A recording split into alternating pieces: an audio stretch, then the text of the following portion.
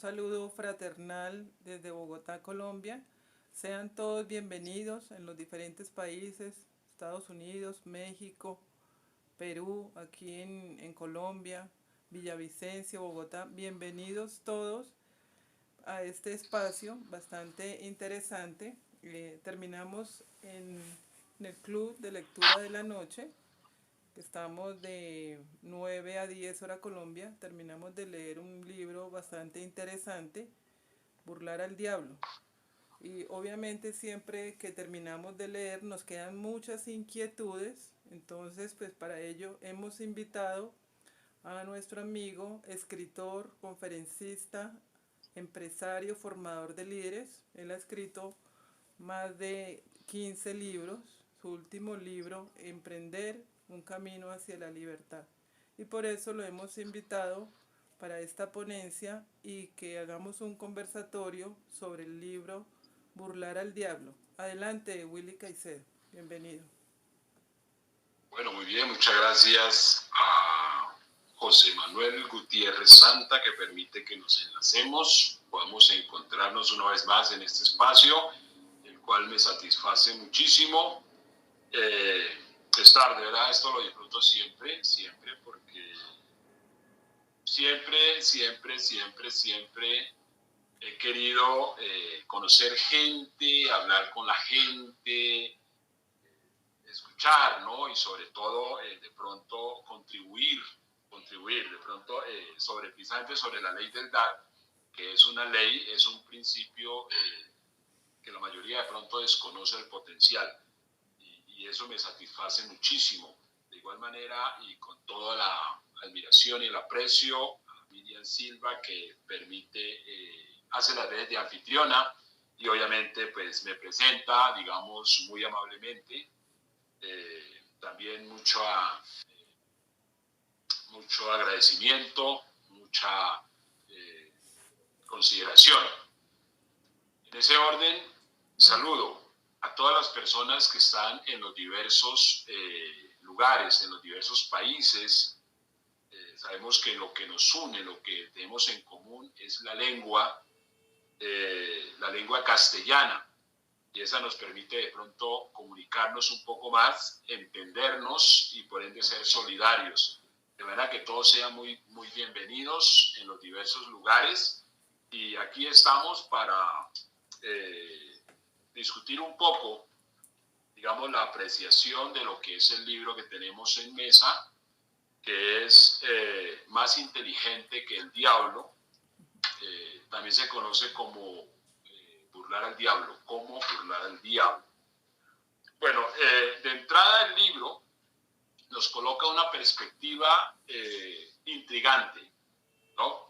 Y es de un tema que pues, para la mayoría de personas es un poco escabroso, hace parte precisamente de lo místico y obviamente un poquito de lo aparentemente, o qué digo yo, desde la misma ficción un poco espeluznante, ¿no? Porque con lo que no queremos tocar es con todo aquello que se llame el diablo, ¿no? Pero bien, tengamos en cuenta dónde surge todo este concepto, pues para entrar, digamos, en contexto del asunto. Digamos, el libro que habla de la figura, la personalidad, el carácter y la disposición, ¿no?, de lo que es el diablo, pues precisamente, digamos, la Biblia. Lo bueno de este escenario en el cual nos encontramos hoy es que estamos ante lectores, ¿no? Y obviamente nos corresponde a nosotros como personas un poco intuitivas ser lectores de oficio. Y un lector de oficio es aquella persona que aprende a leer, es aquella persona que no solamente disfruta de leer, sino que tiene la intriga por conocer cosas. Entonces, como primera medida, digamos, el mundo en el cual nos encontramos hoy es un mundo que está regido en un concepto, en un sistema judeocristiano, ¿no? ¿Qué significa algo de judeocristiano? Bien, que, digamos, el estamento dogmático dominante procede de los judíos, o sea, de Israel, ¿no?, de Judea como tal. porque de ahí surge lo que se denomina, digamos, cristianismo. Entonces, para los judíos,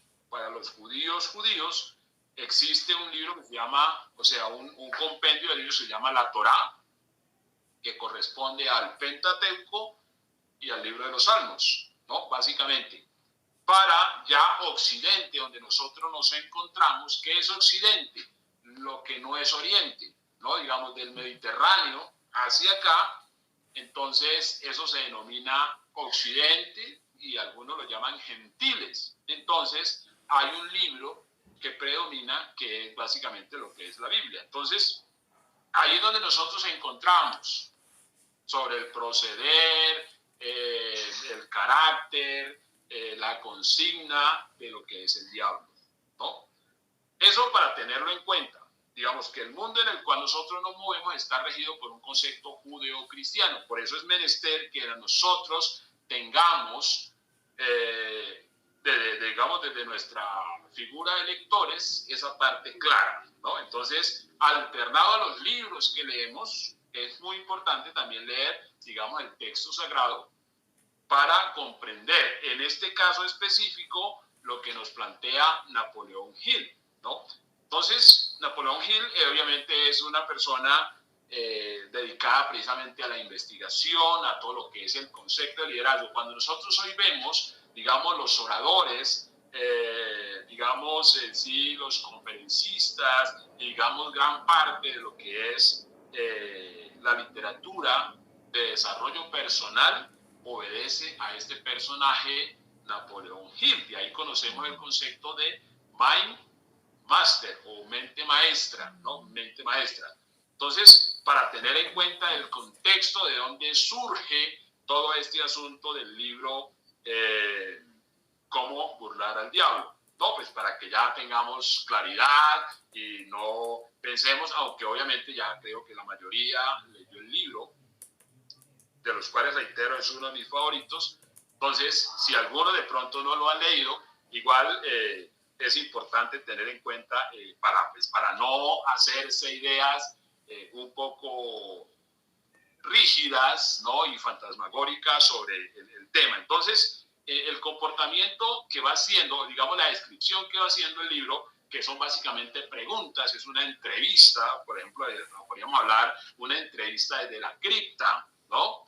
Donde se monta el escenario, ¿no? Ahí se monta el escenario y sobre ese escenario hay un hilo conductor que es un diálogo bastante, diríamos, inquisidor en lo que es básicamente paralelo a lo que estamos viendo, ¿no? En el contexto social en cual incluimos, digamos, nuestra propia vida y nos vemos, o más bien cómo nos ve, digamos, Napoleón Hill, y con base a cómo nos ve, le va haciendo las preguntas, en este caso al diablo, que es el personaje, en el cual va respondiendo un sinnúmero de preguntas que van generando claridades, buscando el código secreto, descubrir el código secreto, y básicamente es cómo triunfar en la vida. De hecho, es un gran libro, para mí supera por donde se le mire al libro más conocido, que es Piense y hágase rico.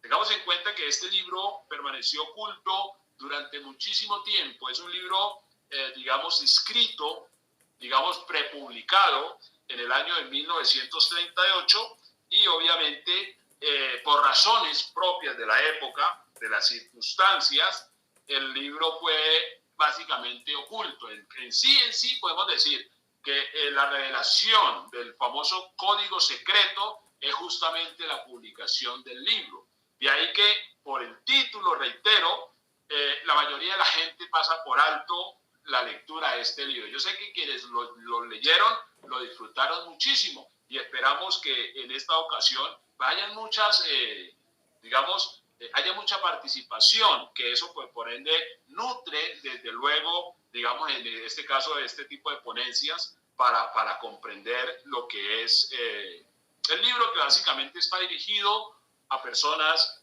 que quieren triunfar. Nosotros nos paramos un día en la vida y decimos, nos damos cuenta que tenemos muchas habilidades, muchas cualidades, pero nos preguntamos, ¿por qué no triunfo? ¿Por qué la mayoría de las cosas que quiero no las tengo, ¿por qué? Todo ese tipo de cosas, y eso obviamente es lo que nos va revelando en su paso a paso por las páginas del libro Cómo burlar al diablo.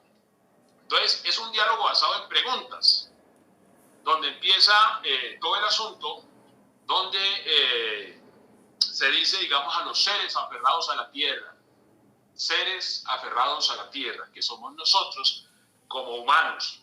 Y el libro está distribuido en 12 capítulos, pero realmente hay, diría yo, tres leyes del libro que son demasiado contundentes, supremamente contundentes, y obviamente nos ayudan a entender muchas cosas acerca, digamos, de lo que es el funcionamiento de la mente. Tengamos en cuenta que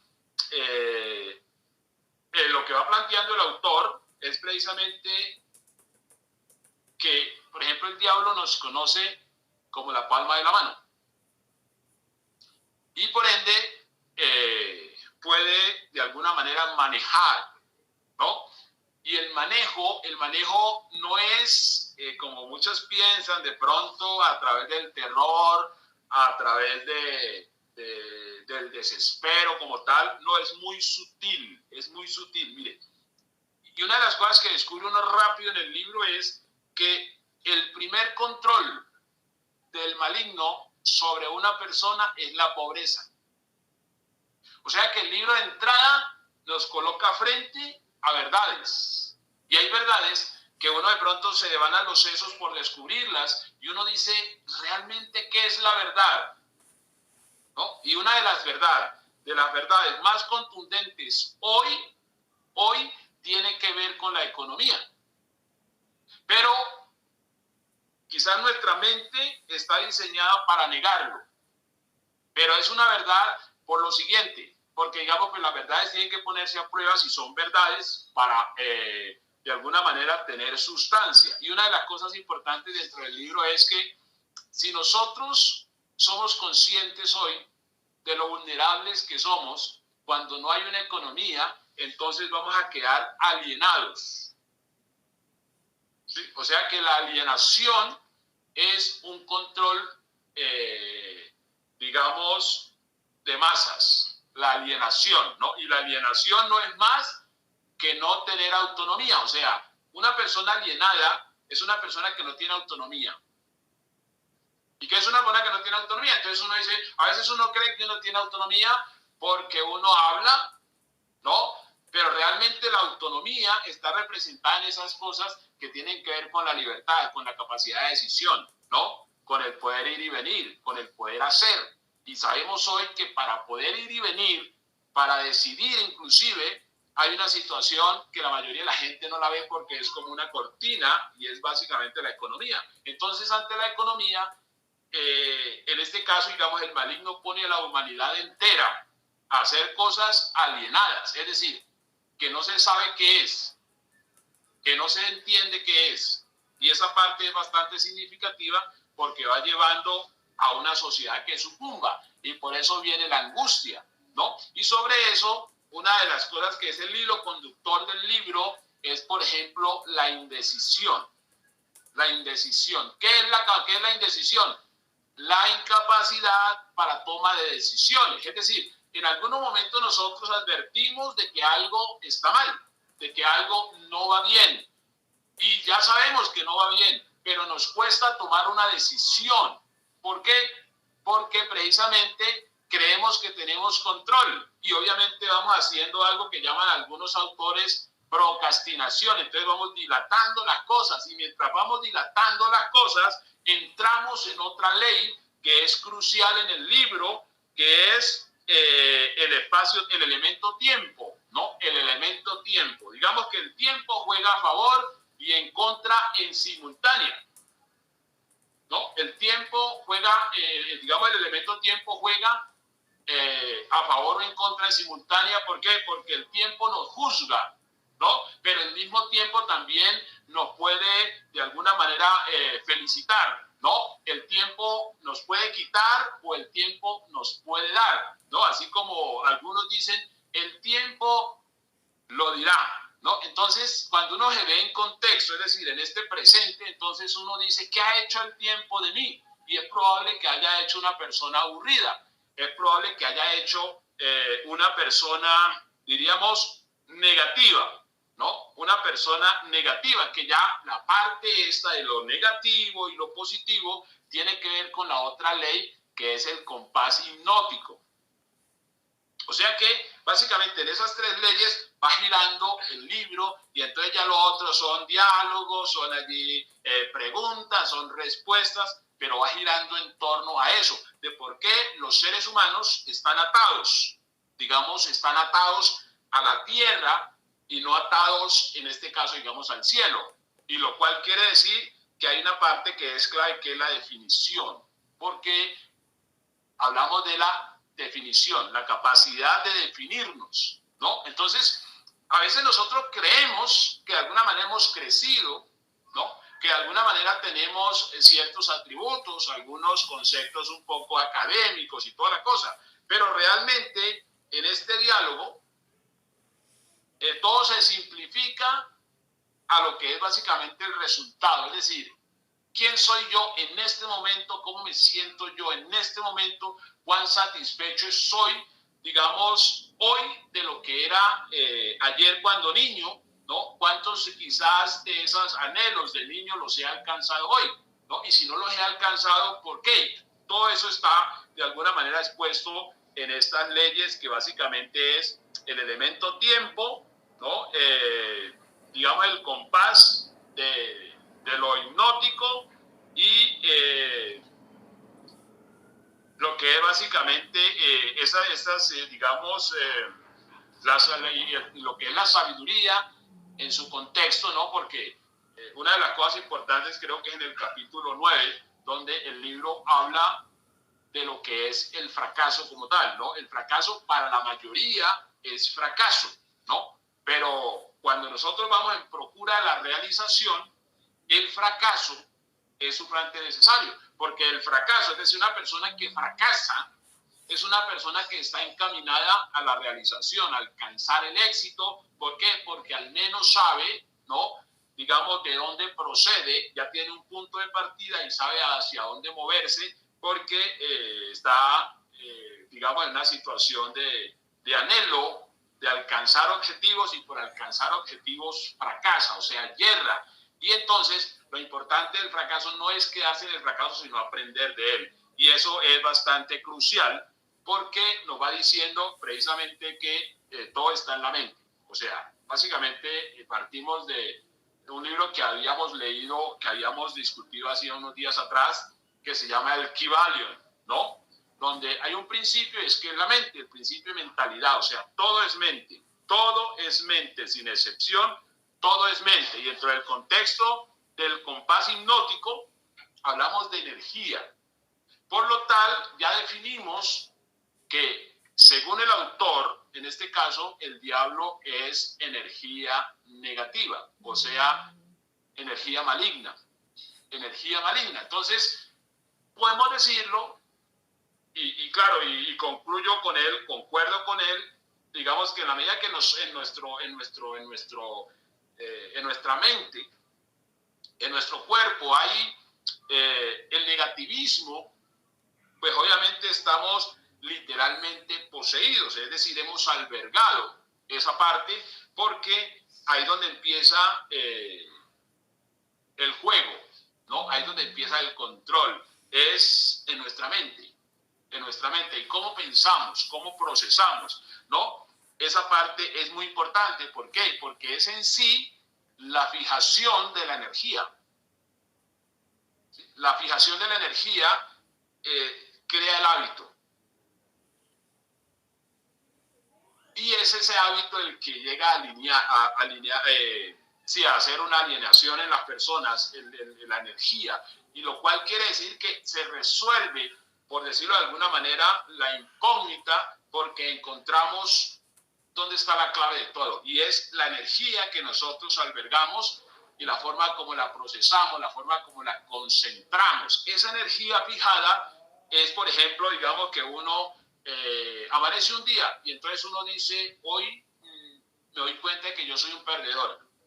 O sea, yo soy un perdedor. Entonces estoy fijando la energía, o sea, esa parte negativa en que soy un perdedor. Entonces, ¿qué va a ocurrir? Pues que seré un perdedor. Ahora, si eso se hace de manera repetitiva, ¿no? Es donde se crea el hábito alienado, hábito alienado. Tengamos en cuenta una cosa que sobre lo que es en sí la enajenación, ¿no? La enajenación es básicamente una persona que ha perdido sus cabales, es una persona que ha perdido su voluntad, es una persona que ha perdido su autonomía, ¿no? Cuando escuchamos la palabra enajenar, el derecho, diríamos, lo que es el derecho comercial, ¿no? El derecho comercial, entonces enajenar es como en venta, o sea, que ya no se pertenece, y eso es impresionante, digamos, la lectura del libro, porque uno se pregunta y dice hoy, ¿cuánto de mí me pertenece? Es decir, ¿cuánto de mí, cuánto de mis acciones son mis acciones? Tengamos en cuenta que en la medida que nosotros estamos bajo la cautividad, pues no somos dueños. Como dice el Puma, dueño de ti, ¿dueño de qué? Dueño de nada, ¿no? Dueño del aire y del reflejo. Es decir, no somos dueños de nada, ¿por qué? Porque estamos enajenados. Y la clave, el ejercicio de la vida es la libertad.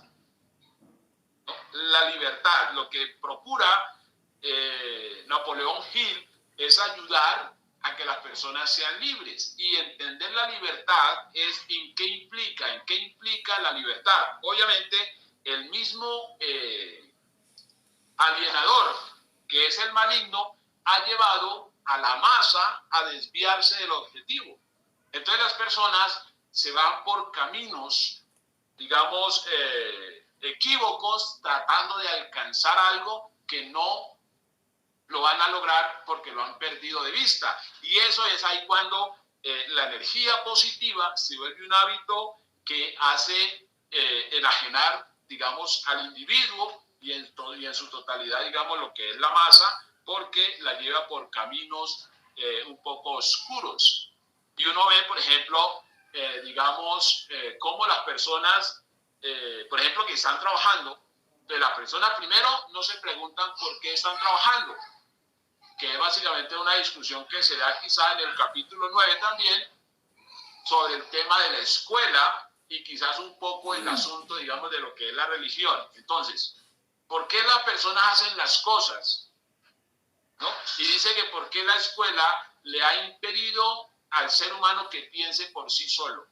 Y la mayoría de personas, la gran mayoría de personas, hoy no tienen la capacidad de pensar por sí mismas. O sea, no tienen, digamos, un pensamiento crítico, y por eso hacen cosas que no les generan satisfacción, ¿no? Y obviamente inducen a que los niños sigan repitiendo una situación que no tiene, digamos, ni pies ni cabeza, que no lleva a ningún lado. Porque si eso que el padre le induce al niño, al padre lo hubiera realizado, entonces uno dice, pues claro, es lo lógico, pero el padre está insatisfecho porque el padre en sí es un mar de indecisión y es un hábito, ¿no? Es un hábito que por ende genera enajenación, y esa enajenación es como, digamos, la resultante de lo que hace, digamos, la humanidad. O sea que quizás, digamos, vamos aquí viendo que el libro nos va colocando en contexto de una manera bastante, digamos,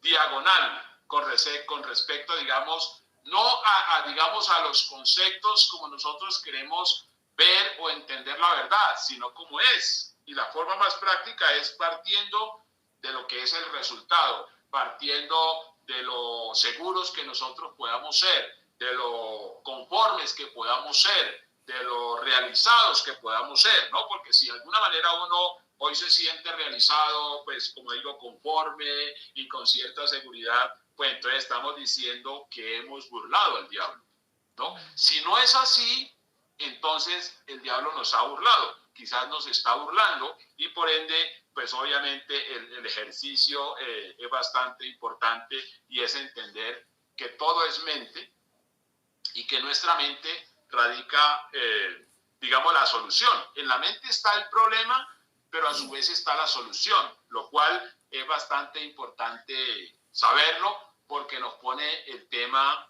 digamos, ya en nuestra responsabilidad, porque realmente la mayoría de personas, como sabemos, procuramos en ciertas maneras como depositar, digamos, la responsabilidad en otros elementos, ¿no? Colocar, digamos, lo que nos merecemos en otros elementos, y muy pocas personas de alguna manera pues se toma, ¿no? Digamos, la certeza de que es uno mismo quien logra destacarse, que uno mismo logra como diríamos, realizarse como ser humano. Y eso es importante porque en la misma indecisión está el miedo a hacerse cargo de uno mismo.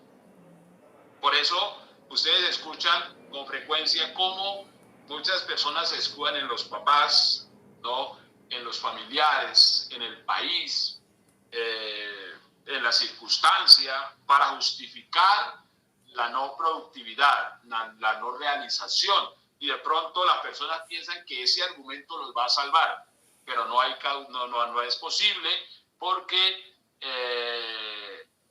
todo está planteado y nosotros sabemos en un rincón del alma que todo depende de nosotros. Que uno quiera hacerse de pronto, digamos, el pillo es otra cosa, pero todo en sí depende de nosotros.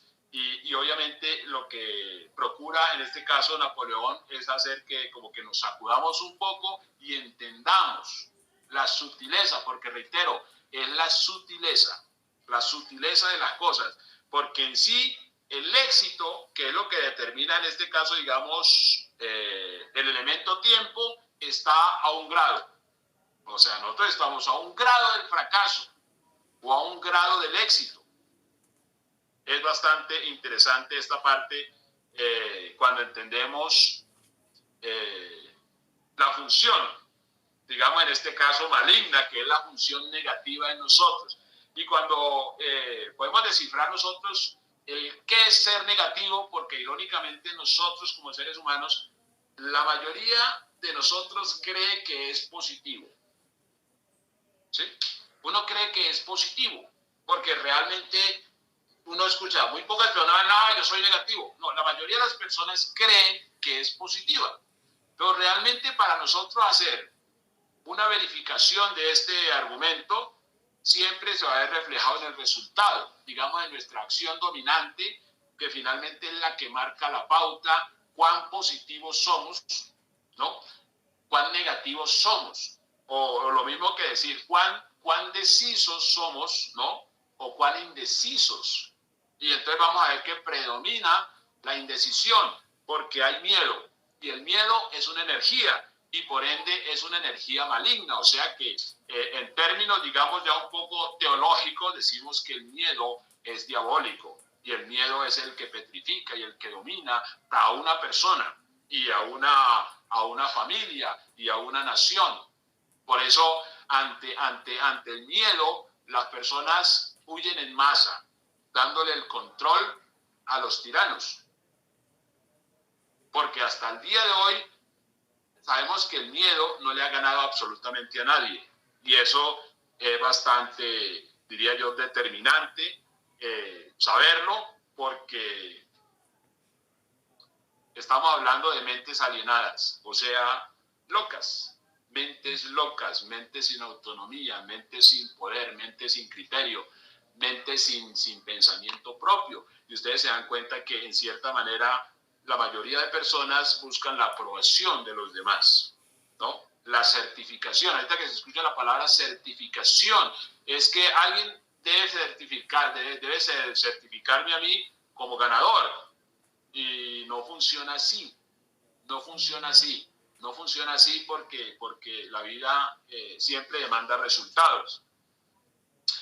Entonces, la única limitación en sí es la mente. Y uno lo descubre cuando uno empieza obviamente a leer, cuando uno empieza, digamos, a explorar. otras temáticas. Entonces uno se da cuenta la limitación mental que uno tiene, porque a uno generalmente lo que se le ocurre es llenarse de miedo. Lo que a uno se le ocurre como ser humano es llenarse de incertidumbre, y evidentemente eso pues no resuelve, porque finalmente pocas veces se nos ocurre ganar. De ahí que cuando nosotros miramos ya porcentualmente a la humanidad, decimos que el 3% logra destacarse en la vida, y haciendo menos que el 97%, porque decía hace un rato que el 97% va por caminos diversos en busca de la realización, pero va donde no hay sustancia. Las personas van donde sienten el pálpito, ¿no? Porque a veces uno se vuelve muy terco, uno se vuelve muy porfiado en cosas que no son productivas, que no son significativas, ¿no? Entonces, la mayoría de las personas buscan, digamos, la realización, pero no la mayoría logra la realización. ¿Por qué? Porque obvia precisamente los principios. En este caso, el compás hipnótico, que el compás hipnótico puede ser para bien o para mal. El compás hipnótico es un hábito que se hace reiterativo. Este hábito reiterativo se vuelve ya común. O sea que en cierta manera, digamos, ganar tiene que volverse natural, porque el perder ya es natural por defecto en los seres humanos. Entonces, ganar tiene que volverse natural. Apúntelo ahí, fíjelo ahí, ganar tiene que volverse natural. O sea, ganar no tiene por qué ser una dificultad, ¿no? Nosotros vemos que algunas personas que logran en cierta manera destacarse un poco en la vida, cuando dan su testimonio de cómo alcanzaron algo, manifiestan la odisea que pasaron, ¿no? La gran tragedia para lograr, digamos, en cierta manera realizarse. Y no tiene por qué ser así. O sea, ganar tiene que ser algo natural, así como respirar. Lo que no debe ser normal es perder. O sea, perder debe costar muchísimo, pero a la gente no le cuesta perder. La gente, de hecho, asume la derrota ante una propuesta, digamos, de victoria. La persona lo primero que asume es la derrota, y la derrota es un estado mental, porque realmente la mente, digamos, el cuerpo hace lo que la mente le dice. Por eso sabemos nosotros, y ya desde el punto de vista científico, nos damos cuenta cómo el cuerpo en momentos específicos segrega suficiente cortisol, porque hay que huir, hay que correr, ¿no? Y hay que correr como normalmente no se corre, porque está de por medio la vida, o sea, está de por medio la preservación de algo valioso, ¿no? Digamos, una madre, ante la amenaza, digamos, de un chita que quiera devorar a su hijo, la madre corre de una manera descomunal.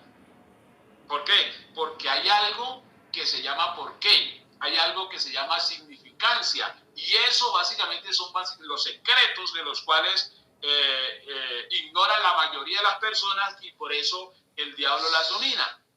El diablo literalmente las domina, porque el diablo, ¿con qué está jugando? Con la ignorancia de la gente. La ignorancia de la gente es el enemigo principal, porque el miedo procede de la ignorancia. Y entonces no nos percatamos, entonces decimos, no, ganar es muy difícil. Y ante una propuesta de éxito, ¿qué es lo primero que piensa la persona? Eso es muy difícil. ¿Por qué? Porque no lo ve, no está contemplado en su plano mental, no está contemplado en su plano, digamos, espiritual, su plano físico, y por ende no logra centrarse en toda esta parte visceral, que es donde surge el verdadero deseo ardiente para alcanzar algo. Entonces, en ese orden, nos damos cuenta de que es importante ver algo, siempre la vida como un ganar-ganar. O sea, siempre la vida como un ganar-ganar. ¿Por qué? Porque por diseño nos corresponde hacer eso. Y por diseño, cuando hablo por diseño, es, digamos, la capacidad, digamos, de pensar, la capacidad de entender, digamos, que son principios, que son, diríamos, valores, ¿no? Que es muy importante. Y ahí viene a ser muy relevante el elemento tiempo. El elemento tiempo nos dice, primero, que cuando somos niños, en los niños no hay sabiduría. En los niños hay simplemente reflejos, simplemente atisbos de cositas que se pueden tomar y soltar, así como el juego, ¿no? Y la sabiduría empieza a forjarse en una persona madura, ¿no? La madurez la podemos hablar acá desde el contexto, elemento tiempo, o en sí la misma experiencia, ¿no? La misma experiencia aplicada va a lograr que pueda en cierta manera desarrollarse lo que es la sabiduría. Básicamente, para vencer, para burlar, digamos en este caso al diablo, es importante la sabiduría. Primero, saber cómo y por dónde domina y quién domina a quién, porque el juego es justamente burlar al diablo, no que nos burle. ¿Qué es lo que es una burla en este caso, digamos, para efectos prácticos? Y ustedes van a concordar conmigo en lo siguiente. Digamos, si una persona trabaja durante un periodo de una semana, una quincena o un mes, pues lo lógico es que esa persona tenga el fruto de su trabajo representado en dinero. O sea, y eso es el equivalente a felicidad, el equivalente a seguridad, el equivalente a amor, ¿no? El equivalente a tiempo de calidad. Pero ¿qué es lo que realmente ocurre? Que al cabo de una jornada laboral, la persona encuentra insolvencia.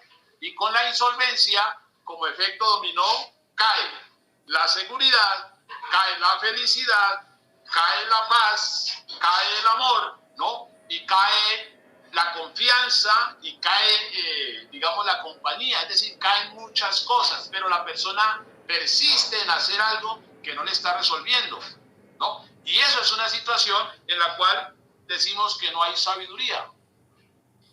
Que no hay sabiduría. Y en el mismo capítulo 9, donde hace mucho hincapié, digamos, Napoleón con relación a la escuela, está planteando que los datos suministrados por la escuela son, diríamos, papita para el loro, para tomar, digamos, un término coloquial, en lo que representa la acción, o sea que se le facilita la labor al maligno, porque eso no nos permite pensar, no nos permite de alguna manera observar, no nos permite diferenciar entre una cosa y otra, porque uno de la toma de decisiones debe saber cuándo las cosas no van como deberían ir, y eso pues amerita replantear. ¿Por qué las personas no replantean?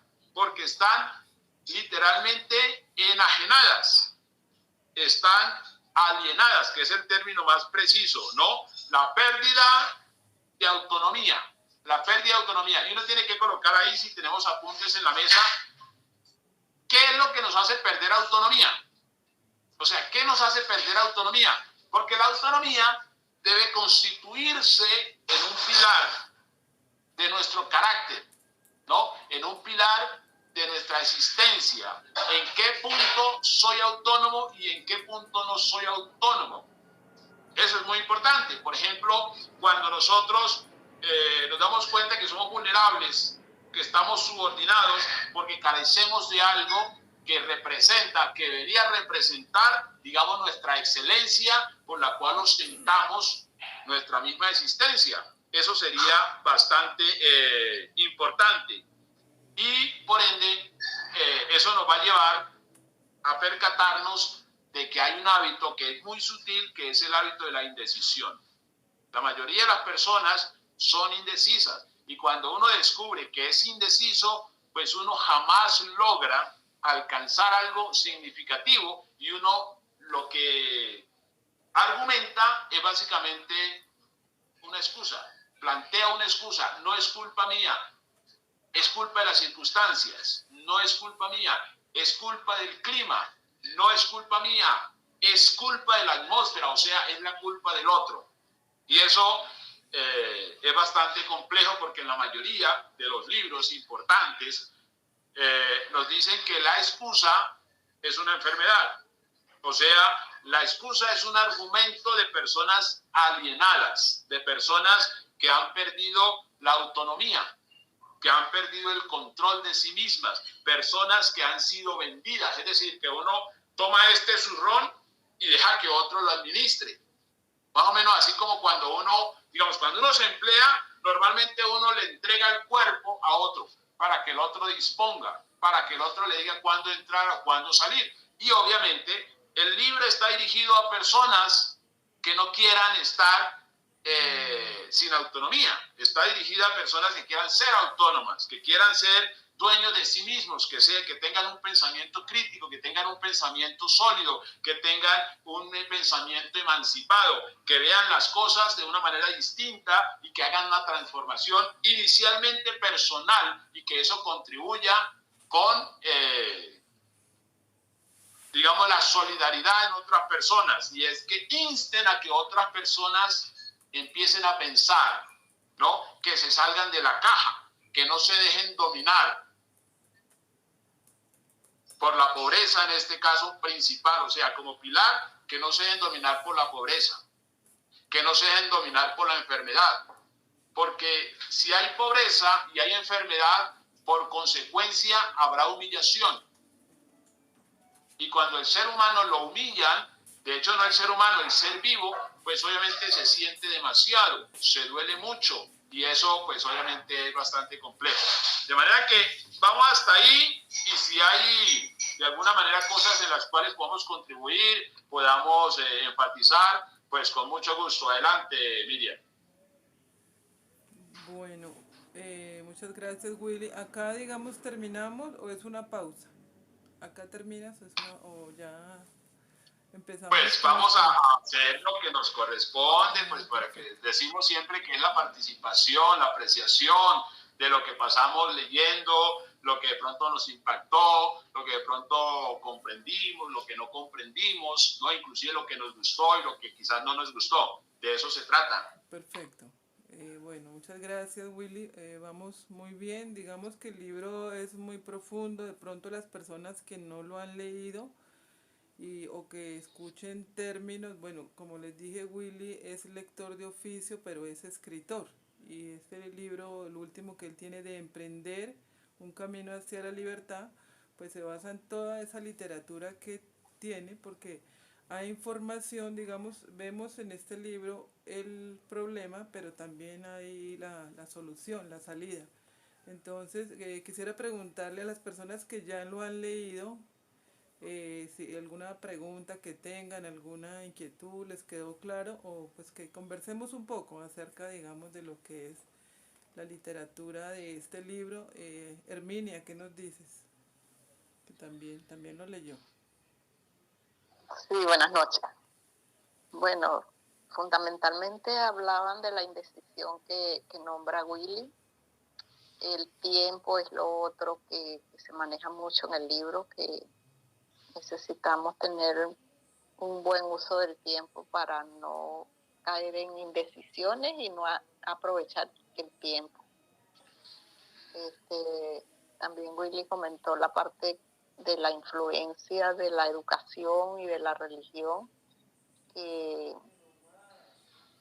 hace que las personas les cueste tomar decisiones porque tienen esa influencia de la escuela, de que si las cosas son malas o no son, y hace y frustra muchas veces el desarrollo de los niños. Y también él comentaba que si los padres están indecisos, o sea, no contribuyen con que los niños, darle la libertad a los niños que crezcan un poco diciendo también lo que quieren, y son orientados y limitados en su desarrollo personal también. También comentó sobre el compás hipnótico, que se habla muchísimo en el libro, de caer como en el círculo, y que nos preguntábamos, y lo comentábamos hace 2 días nosotras. Entonces, sí, hay muchísimas preguntas en el libro, y va respondiendo lo que es todas las indecisiones por las que vivimos, y que también decía que el 98% de la gente es indecisa y se escapa un 2% que logra salir de eso, o sea, poder desarrollarse libremente, pues. O sea, que la mayoría de la gente cae en el otro círculo, o caemos.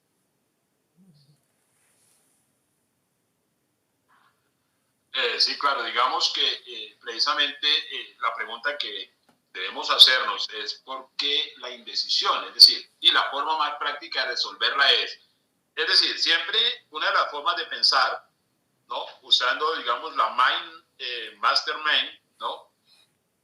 Es precisamente en qué me beneficia ser indeciso, es decir, ¿qué gano yo con ser indeciso? ¿No? Digamos que la indecisión se genera porque es algo extraño, algo quizás no conocido, en este caso algo nuevo, entonces, es decir, nunca he volado y hoy se me presenta la posibilidad de volar, entonces me hago indeciso ante la posibilidad de volar. ¿Por qué? Porque no he volado, ¿no? Entonces, la pregunta es, ¿yo quiero volar? Entonces yo digo, sí, yo quiero volar. Entonces, entonces ahí con eso ya pongo en jaque la indecisión por lo siguiente, porque digo, es el momento de superar la indecisión, o sea, voy a volar. ¿Por qué voy a volar? Porque no he volado y quiero volar. Entonces, cuando ya me siento volando, ya me siento suspendido, digamos, en esa ley de gravedad, entonces me doy cuenta de la sensación de volar y me doy cuenta que no era difícil volar. Lo mismo que ponerlo en el plano de ganar. Entonces, si yo quiero ganar, pues quiero ganar, ¿por qué? Porque no he ganado, lo cual debe generarme a mí demasiada felicidad. ¿Por qué? Porque no he ganado, lo cual quiere decir que con medio paso que dé hacia ese logro, ya estoy adelante. Entonces, por lo tanto, venzo la indecisión, ¿no? Y obviamente una de las formas por las cuales hay una indecisión un poco más sutil es cuando las personas tratan de buscar la aprobación de los demás. Es decir, yo quiero ganar, no estoy seguro, pero entonces voy a consultar con otra persona que probablemente no ha ganado. Ahí ya vamos supremamente perdidos en el horizonte, porque una persona que no ha ganado me dice a mí que no gane, entonces obviamente me está vendiendo es no sus miedos, me está vendiendo es su mediocridad, su tragedia. Gracias, Willy. También tenemos por acá Miriam Gallardo. ¿Tienes alguna pregunta de la lectura que hicimos? Adelante. Sí, yo todo más o menos lo comprendí. Lo que no tengo todavía muy claro es lo del compás hipnótico. O sea, tengo como una idea, pero no estoy 100% claro. Exactamente. Bueno, digamos, el compás hipnótico es una ley en la cual se establece de la siguiente manera. Es una energía, ¿no? A ver, ¿cómo empieza el compás hipnótico? Hagamos de cuenta, tratemos de mirar cuál es el hábito más común en nosotros, ¿no? El hábito más común, el hábito más común. Ese hábito más común es común, ¿por qué? Porque ya hace parte de un compás. Hagamos de cuenta que hay un péndulo y vamos a oscilar, ¿no? Vamos a oscilar. O sea que involuntariamente vamos a seguir el hábito. Ese es el compás hipnótico. Entonces, digamos un hábito, por ejemplo, de que tenemos un libro por leer. La mayoría de ustedes tienen libros en la mesa de noche por leer y no los ha leído porque dice mañana lo leo. O lo tengo pendiente y corren y van a la librería y se compran otro libro. Y entonces ya no es uno, sino dos. Y ya son 3. Y ya son 4. Y quizás 5 libros pendientes por leer. Entonces, ¿qué hay allí? Un compás hipnótico. Hay un compás hipnótico que es hipnótico, ¿por qué? Porque no los lleva a un estado claro de conciencia.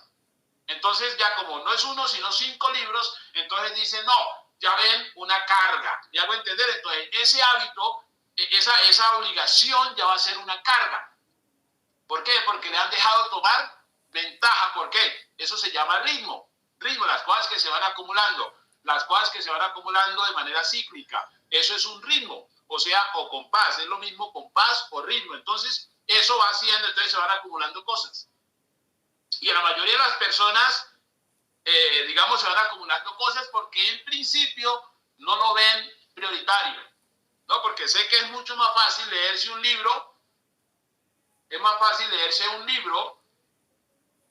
a la vez que leerse 1, 2, 3, 4 y quizá 5, 6 libros. Así no es posible. Entonces ya se crea una carga.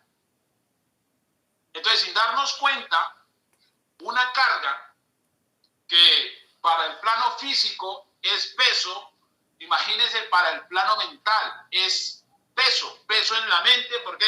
Porque tenemos tareas acumuladas. Eso hace parte del compás hipnótico negativo. Se llama compás hipnótico negativo porque hemos creado el hábito de procrastinar. ¿Y cuál O sea, sería postergar. cuál sería el contrario ahí, el positivo respecto a la Es que lectura? precisamente allí voy, porque en el ejercicio de que iba, digamos, discutiendo el libro, entonces hay un hábito, ¿no?, que se vuelve natural. O sea, tanto para lo negativo como para lo positivo. Entonces, el hábito yo debo ya establecer. No debo romper con esos hábitos de procrastinar y coloco hábitos, digamos, productivos. O sea, que me lleven a mejorar, que me lleven a ganar. Si yo voy a la librería y adquiero un libro, entonces es porque me lo voy a leer. Entonces ya sé que debo organizar mi tiempo, porque voy a priorizar en algo que adquirí. O sea, ya cuando yo compro el libro, adquiero el compromiso. No solamente mío, sino con el universo, con el plano mental de que voy a leer el libro. ¿Por qué? Porque me llamó la idea de interés el título, porque lo tenía pendiente, porque alguien me sugirió. Entonces digo, si compro el libro, me lo voy a leer. Y me lo leo. Si yo compro el libro y me lo leo, ¿qué va a pasar? Que se va a crear un hábito, ¿sí? O sea, un ritmo, un compás de que ya compro libros, leo los libros, ¿y cuál va a ser? El resultado de lo que leo. Porque se supone que si leemos un libro, eso debe generar en nosotros un beneficio. Porque el libro no se lee por hobby, por alguna actividad lúdica. No, el libro se lee porque tenemos esa avidez de conocer, ¿no? Y eso es importante. Entonces ahí lo que hacemos es que invertimos la variable. Por eso se dice el mismo libro que el compás hipnótico en sí no es ni bueno ni malo. ¿Por qué? Porque se puede poner a favor o en contra. En este caso, ya por diseño decimos, claro, debemos crear hábitos, por lo cual nuestra mente debe volverse un hábito natural para ganar. O sea, nuestra mente nos viene a ayudar a ganar, no a sentir básicamente el sentimiento de culpa porque tenemos tareas pendientes, tenemos cuentas pendientes, ¿no? Por ejemplo, un sueño que tenemos nosotros quizás desde niño, ese sueño hay que hacerlo realidad. Y nuestra mente nos ayuda a realizar el sueño, o nuestra mente nos puede ayudar a retrasar el sueño para que no se haga realidad. O sea, en este caso el compás hipnótico es justamente eso, es una energía, ¿no? Y la energía la depositamos para que sea positiva o en su defecto negativa. Eso es básicamente el concepto de lo que es el compás hipnótico. Gracias, Willy. Bueno, Gracias, Willy. muchas gracias. Seguimos. Alguien, si quieren hacer una pregunta también por el chat o si quieren levantar la mano también, estaríamos pendientes. Me gustaría, digamos, de las personas que leímos este libro, Reina, ¿tienes alguna pregunta? Reina es de México. ¿Qué dices? ¿O todo claro?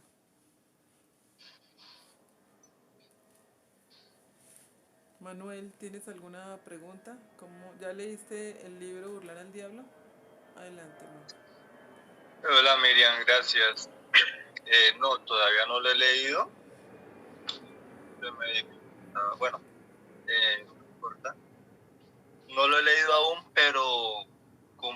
a todo lo que nos habló Willy en el espacio de esta noche. Muy interesante y lo insta a uno a que debemos leernos este material tan importante para nuestro crecimiento personal y asimismo sacar esa información vieja o que no nos sirve y meter a nuestra mente estos tipos de información que nos llevan a un siguiente nivel, que nos hacen comprender cosas diferentes y algo parecido a como al libro que estamos leyendo en el grupo de la mañana, Los Nuevos Profesionales.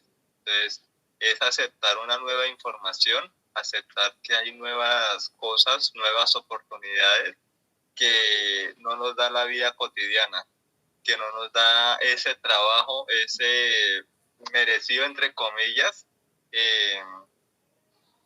zona de confort, que es a lo que estamos acostumbrados la mayoría de personas.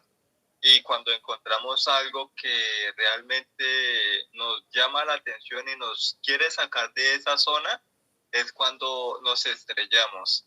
Y a eso es lo que nos lleva estos tipos de lecturas, estos tipos de información, y nos hacen confrontarnos con nosotros mismos y de que debemos así mismo ver que ese trabajo tradicional con esa zona de confort y todo lo que nos da no es lo máximo como nos lo han hecho ver desde que éramos pequeños y fuimos creciendo con esa mentalidad.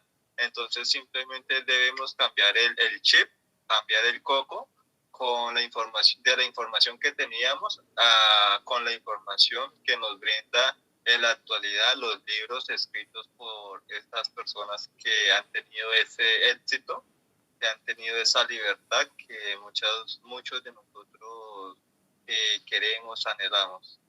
Eso sería, y pues me falta simplemente leer el libro para retroalimentar todo el tema que nos brindó Caicedo en esta noche. Bueno, gracias, Miriam. ¿Para cuándo terminamos el libro entonces, Manuel? Quería leerlo en conjunto con el libro que estoy leyendo ahora. Eso, bueno, coloquémosle de un mes, no mentiras. Es decisión. Bueno, un mes de aquí a 15 días. Perfecto. Entonces, de esa parte que hablaba Willy, digamos del fracaso, no como la ayuda, la semilla que trae el fracaso, que nos puede llevar, digamos, a hacer como un cambio, ¿no? Como una renovación de la mente, todo eso. Hay una parte del libro, Willy, la verdad no me acuerdo, que dice que en esa charla de Napoleón Hill con el diablo, él dice que tanto él como Dios no pueden cambiar su naturaleza. Digamos, él tiene energía negativa y Dios es positivo, pero que nosotros los seres humanos tenemos una ventaja sobre Dios y sobre el diablo. Me llamó mucho la atención, algo así lo entendí.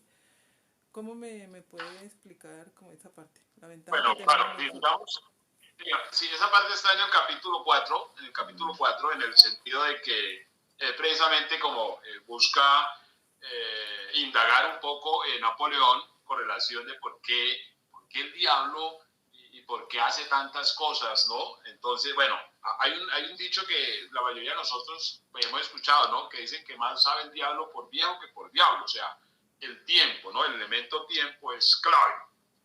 Entonces, digamos, la vigencia de las cosas nos llevan precisamente a que nosotros el tiempo nos juegue en contra o nos juegue a favor, ¿no? Digamos que la ventaja que se tiene en este caso es precisamente dentro del ejercicio del tiempo, es lo que nosotros podemos hacer con el tiempo, o sea, ponerlo a favor, y eso nos genera una ventaja, digamos, en este caso,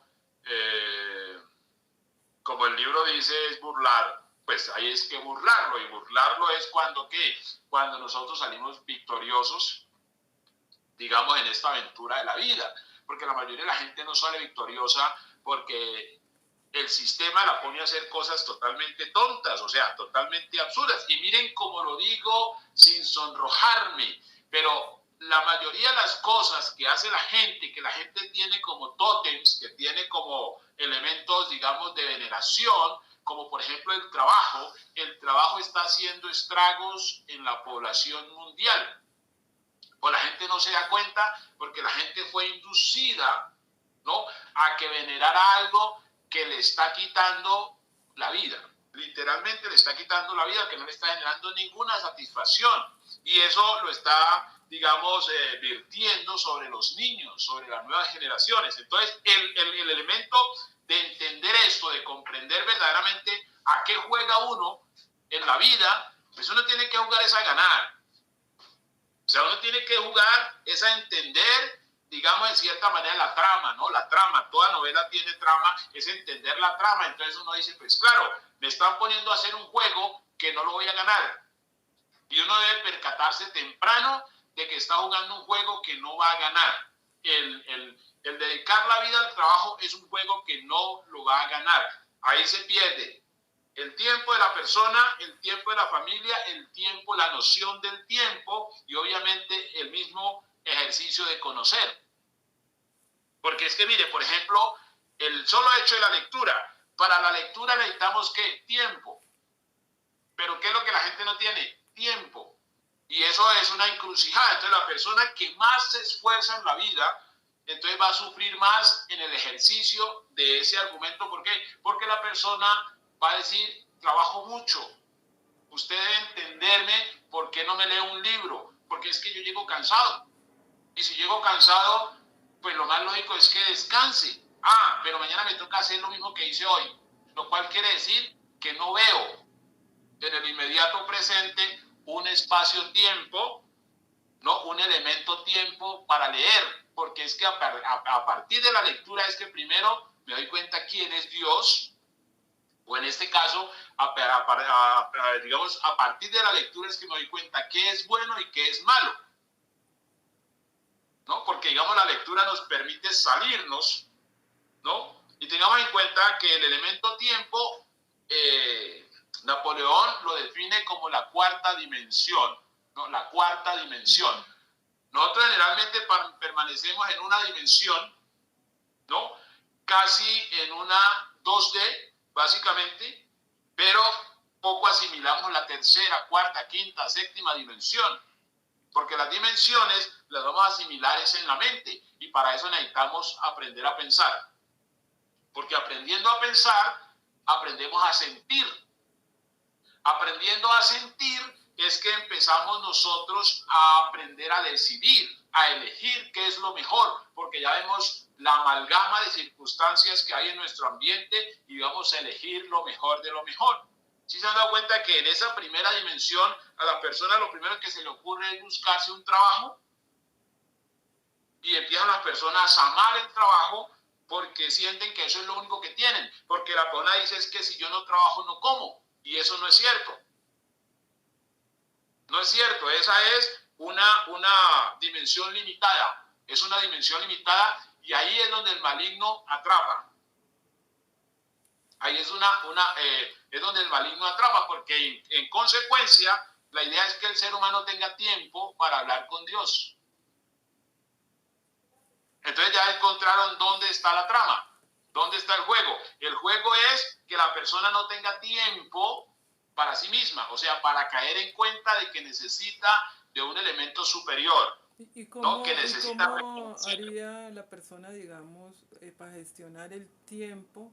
Digamos, aparentemente, bueno, no tiene tiempo porque se está sobreviviendo, pero para empezar a crearse un propósito y aprender a pensar por sí mismo, que es una parte de cómo burlar al diablo. Bueno, claro, entonces ahí es donde viene el concepto de definición, capítulo 7, el concepto de definición. ¿En qué consiste el concepto de definición? Entonces, el tiempo, entonces necesito tiempo. Ah, ese tiempo es equivalente hoy ¿a qué? A economía. O sea, y con eso digo algo que es contundente, mire. La pobreza, ojo, la pobreza es acción directa del diablo. Con eso amarra a todo el mundo. Así de simple. Entonces, ahí es cuando usted dice, ahí ya entendiendo eso, entonces se da cuenta dónde hay que priorizar. Ahí es donde hay que priorizar. Entonces dice, claro, para ganar tiempo, ¿qué voy a tener? Economía. Y se han dado cuenta que por una extraña razón la escuela nunca se dedicó a precisar eso en los niños, en los jóvenes, en los adultos. Nunca lo hizo. ¿Por qué? Porque dijo, si le hago eso, pues van a descubrir el secreto. Y entonces ya van a salir de mi fuero. Ya no va a tener control sobre ellos. ¿Por qué? Porque tienen tiempo. Entonces, si ellos no tienen tiempo, entonces van a estar perdidos, haciendo cosas corombolas. Y cuando menos piensen, se les va la vida y no hicieron nada. Ese básicamente es como el asunto. Entonces, el tiempo, redimir el tiempo es generar economía. Porque esa es una gran verdad, eso es una verdad irrefutable, ¿no? Todo lo que se hace hoy requiere de dinero. Y uno dice, eso es una verdad, eso no es una verdad subjetiva, requiere de dinero. ¿Qué es lo que la gente no tiene? Dinero. Entonces a la gente se le ocurre en esa segunda dimensión ir tras el dinero. Y cuando uno va tras el dinero, se va a pasar toda la vida persiguiendo el dinero, pero el dinero no va a llegar. ¿Por qué? Porque no se entiende el principio del dinero, no se entiende el principio del dinero para atraerlo. El dinero no se persigue. Por eso el trabajador, ¿qué hace? Persigue el dinero. El trabajador, ¿qué hace? Persigue el dinero, y mientras persigue el dinero, ¿qué pierde? Tiempo. Las dos cosas con las cuales puede el hombre ser igual a Dios, en el sentido de ¿qué? De que entiende la dinámica de la vida, y es tener tiempo. Para crear se requiere tiempo, para observar se requiere tiempo, para vivir se requiere tiempo. Pero ¿qué hace la gran mayoría, que es el 97%? Perder la noción del tiempo.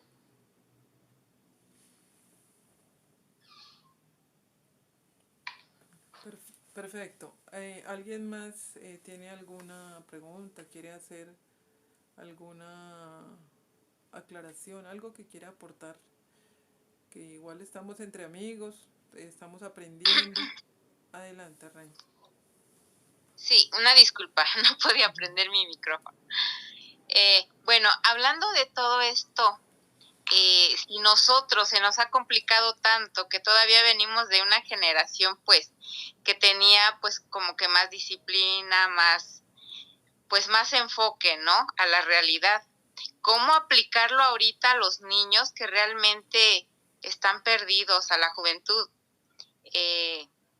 Yo considero que realmente es bien difícil con los jóvenes ponerles un enfoque, porque ahorita andan perdidos, así como zombies con la tecnología, con el celular y pues obviamente ellos hablarles de un libro es como complicado, ¿no?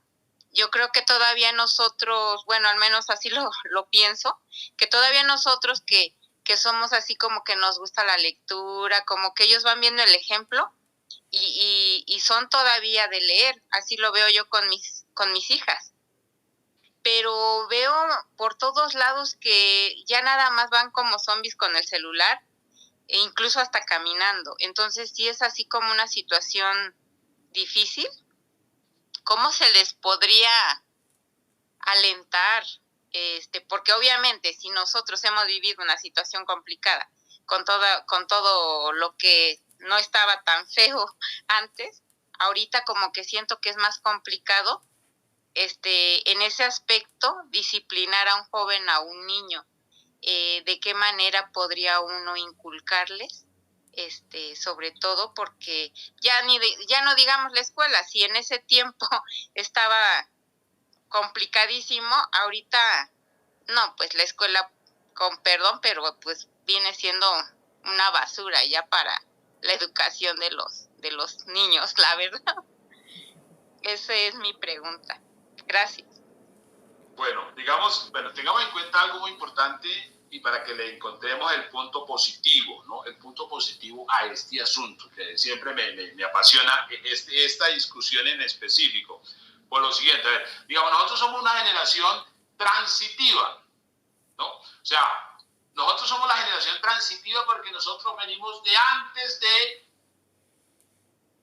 el destello de la tecnología, y estamos en el destello de la tecnología, o sea, estamos nosotros en ese paralelo, en ese concepto paralelo que lo aplicamos precisamente al elemento tiempo. Entonces, ¿dónde está? Digamos, podríamos decir que en cierta manera las generaciones futuras están sobre nuestros hombros. Ustedes se dieron cuenta que en la escuela dijeron los niños son el futuro del mundo. Error. Eso es demasiada responsabilidad. La responsabilidad la tienen ustedes, ¿no? La responsabilidad la tienen ustedes. Es decir, ¿cómo logramos nosotros de alguna forma equiparar, en este caso, digamos, la orientación, siendo ganadores? O sea, siendo ganadores. La razón por la cual el mundo se va moviendo hacia una vanguardia un poco disoluta es precisamente porque hoy no hay referencia. Y la referencia de las nuevas generaciones tienen que ser los papás. Entonces, cuando el papá asume, ¿no?, digamos, su rol vital, porque lo que hacemos nosotros de una manera muy sutil es que vamos delegando. Cuando uno escucha en la escuela que dicen el futuro del mundo son los niños, entonces los presentes están diciendo ya nosotros no pudimos, que es más o menos lo que voy interpretando. Entonces no dicen no. Por el contrario, si yo vengo, porque digamos venir de 1990, 80, 70, 2000, ¿no? Estamos hablando de que nosotros venimos del futuro, porque el futuro fue ayer. O sea que eso que hoy estamos viviendo ya se veía venir. La cuestión es cómo nos encontramos hoy, ahora, ¿no?, cuando hay un desfogue de lo que es la tecnología. Pues primero, para tener en cuenta que esa tecnología también la podemos colocar en el compás hipnótico, y es decir, ¿cómo me beneficio yo con la tecnología? Por ejemplo, y eso lo están haciendo ustedes, porque la mayoría de ustedes está leyendo a través de un celular, o sea, está dándole buen uso a la tecnología. El teléfono sirve para leer. De hecho, a partir de la tecnología podemos leer más libros. Podemos, mire, hacer esto, porque digamos, el libro físico, que ayuda un montón, ¿no? Y en la medida que se tengan los recursos y el tiempo para usar el libro físico, aprovecharlo, ¿no? Aprovecharlo. Pero si no, hay que usar los mecanismos tecnológicos para ponernos al día. Es que justamente hoy estamos viviendo el siglo de la información. Hoy nos corresponde a nosotros acrecentar nuestra capacidad de acumulación de datos. Si ustedes vieron la película Cortocircuito, ¿no?, que fue precisamente de los 90, Cortocircuito era un robot programado por un hindú que llega a Nueva York y obviamente, claro, llega de una cultura, imagínense, oriental, llega a la selva de cemento que es Nueva York, y obviamente el robot es muy ingenuo, porque en una ocasión hay unos ladrones que están robando pasacintas y entonces le dicen al robot que les haga un favor y que le desocupe todos los carros. Entonces el robot, porque pensaba que era un acto de buena acción, entonces termina cometiendo un delito, ¿no? Entonces, a partir de ahí el robot dice, necesito datos, y empieza a leer como loco y después se vuelve pues una lumbrera. Entonces, precisamente el desfogue de lo que es la tecnología, tenemos que mirar en qué nos beneficiamos, ¿no? Porque, digamos, la nueva generación tiene que partir de un punto cero, y el punto cero más próximo son los papás. O sea que los papás hoy tienen la responsabilidad. Los papás hoy no pueden cometer el delito de entregarle los niños al sistema público, al sistema educativo público, porque el sistema educativo público no tiene ninguna responsabilidad. Y tengamos claro, la escuela no es la mamá del niño, la escuela no es el papá del niño, es el padre. Pero entonces el padre necesita liberar tiempo para poder de alguna manera iniciar al niño en el buen uso de la tecnología para que le saque provecho. Yo particularmente le saco un provecho enorme a lo que es la tecnología, ¿no? Entonces yo me di cuenta de que como venía la tecnología, entonces yo dije, pues ahorita la tecnología es donde hay que montar las empresas. Sí, ahí en ese punto, Willy, digamos, cómo encontrar un entrenador, un coach o un mentor eficiente que lo guíe tanto a uno como padre como a los niños de la información adecuada. digamos, como... Bueno, precisamente estamos hablando ante una persona que respeto muchísimo como Napoleón Hill. Napoleón Hill tiene que ser el mentor de cabecera, ¿no?, de estos padres transitivos, ¿no? De estos padres transitivos, porque cuando uno vio que no habían teléfonos celulares, ni nada de redes, ni nada de esas cosas, y uno de momento vio que eso que no había está, porque hoy obviamente los niños piensan que para ellos va a ser bastante complejo mostrarles un cassette, ¿no? O un disco de vinilo, ¿no? O mostrarles una radiola, porque van a decir eso, ¿cuándo apareció? ¿Por qué? Nosotros vimos eso y ahorita vemos la tecnología. Nosotros hemos visto cómo desapareció el CD, cómo desapareció el VHS, cómo desaparecieron esas cosas. Entonces, obviamente, entendemos, podemos digerir este tipo de, digamos, de información como la que plantea Napoleón Hill. Tengamos en cuenta que el libro es escrito en 1938, lo cual quiere decir que tiene vigencia hasta el día de hoy. Entonces, partimos de una experiencia, ¿no? Una experiencia puntual, y obviamente esa experiencia puntual nos permite advertir, digamos, el futuro, que es lo que está, digamos, planteando Reina en este caso, y es justamente ahí. Entonces, no es dejar en manos de personas, diría yo, sin ninguna responsabilidad el cuidado de los niños, porque, reitero, es una irresponsabilidad de los papás hoy dejar a los hijos en la escuela. La escuela es un lugar supremamente peligroso, supremamente peligrosísimo, peligrosísimo, y lo digo precisamente ¿por qué? Porque entiendo la situación. Entonces, si necesitamos mentores, precisamente la mentoría está precisamente en los libros, y Napoleón Hill es entendiendo, digamos, su acción, su intención, es precisamente alguien que dedicó su vida a facilitarle, digamos, la vida a las personas. Ahora, Napoleón Hill es un autor de los Estados Unidos. Cuando hablamos del libro el Kybalión, decíamos que esto obedecía a un movimiento que se llama Movimiento del Nuevo Pensamiento. Entonces, si el movimiento del nuevo pensamiento hizo efecto, ¿dónde lo hizo? En Estados Unidos. Ahora, en nuestras escuelas latinas, ¿qué nos dijeron siempre? Estados Unidos es el enemigo. Entonces, por eso nuestros pueblos son denominados pobres. ¿Por qué? Porque no se han nutrido de la buena lectura.